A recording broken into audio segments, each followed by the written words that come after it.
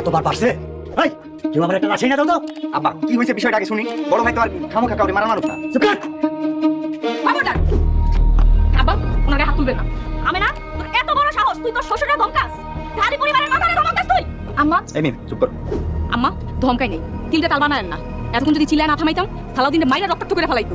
আব্বা বেয়াদবি মাফ করবেন, আপনি সালাউদ্দিনের মারতে চাইতেছেন কেন? জানোয়ারটা আমার বাড়িতে থেকে আমার কামলার গায়ে হাত তুলছে। আব্বা কেন হাত তুলছে সেটা কি জানেন? কার দোষ কার ভুল না জানি আপনি মার শুরু করলেন। জহির সালাউদ্দিন তোর কেন মারতাছিল কত? খালাম্মা আমি বড় ভাইজান রে এখানে আইতে মানা করছি, আর ভাইজান আমারে এই মিথ্যা দিয়ে চুপ কর, মিথ্যা কথা কবি না। তোর অন্তরে মরার ভয় নাই, তুই মরবি না। আব্বা এই অসভ্যটা আমার গরু ঘরে আইতে মানা করছে। আচ্ছা ঠিক আছে, কোনো সমস্যা নাই, আমি আসবো না। কিন্তু আমার মুখের উপর কইছে আমি যদি গরু ঘরে আসি আমার নাকি হাত পা ভাঙিয়ে দিব। ভাই আমি আর সহ্য করতে পারি না। আসসালামু আলাইকুম বন্ধুরা। মানুষ যখন নিজের সম্মান আর পরিবারের ভালোবাসার জন্য সবকিছু ত্যাগ করে তখন তার জীবনে শুরু হয় সবচেয়ে কঠিন পরীক্ষা।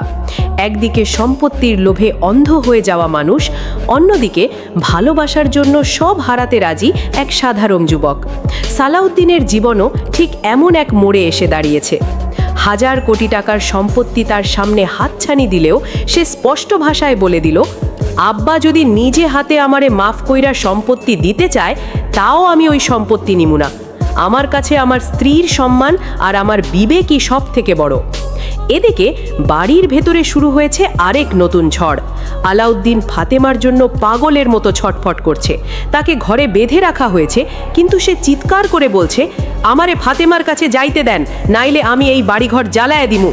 ছেলের এমন অবস্থা দেখে মা কাঁদছে, কিন্তু বাবার চোখে শুধুই রাগ।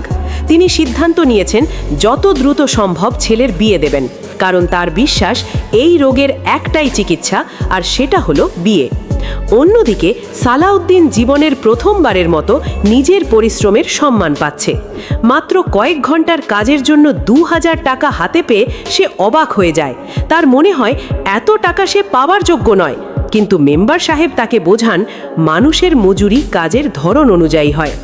সেই মুহূর্তে সালাউদ্দিনের চোখে পানি চলে আসে, কারণ জীবনে প্রথমবার কেউ তার সততা আর পরিশ্রমের মূল্য দিয়েছে। কিন্তু সুখ যেন তার জীবনে বেশিক্ষণ টিকে থাকতে চায় না। বাড়িতে ফিরে সে জানতে পারে তার বিরুদ্ধে আবারও নতুন ষড়যন্ত্র শুরু হয়েছে। জহির আর কালাম বসে বসে পরিকল্পনা করছে কিভাবে সালাউদ্দিন আর আমেনার সুখের সংসার ভেঙে দেওয়া যায়। তাদের চোখে এই দম্পতির হাসি সহ্য হচ্ছে না। কালামের মনে একটাই আগুন জ্বলছে, ওরা সুখে থাকবে আর আমি সেটা দেখব? কোনোদিন না। এদিকে ভাগ্যের খেলাও শুরু হয়ে গেছে। গ্রামে গোপনে খবর ছড়িয়ে পড়েছে যে নাকি ঢালি সাহেবের পুকুর কাটার সময় একটি রহস্যময় সোনার মূর্তি পাওয়া গেছে। বিষয়টি কঠোর গোপন রাখা হলেও লোভী মানুষের চোখ ইতিমধ্যেই সেই সম্পদের দিকে চলে গেছে। কেউ জানে না এই সোনার মূর্তি ভবিষ্যতে কত বড় বিপদের কারণ হতে যাচ্ছে।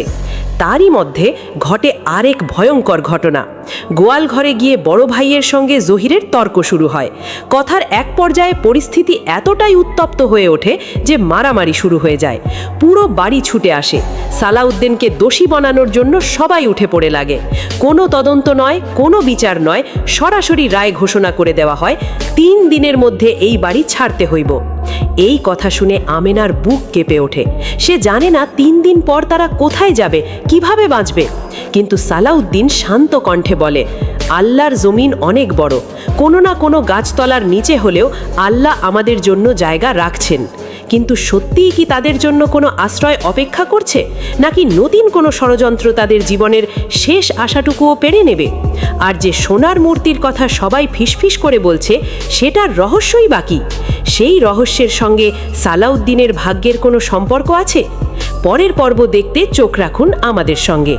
ভিডিওটি ভালো লাগলে লাইক, কমেন্ট আর সাবস্ক্রাইব করতে ভুলবেন না। আল্লাহ হাফেজ।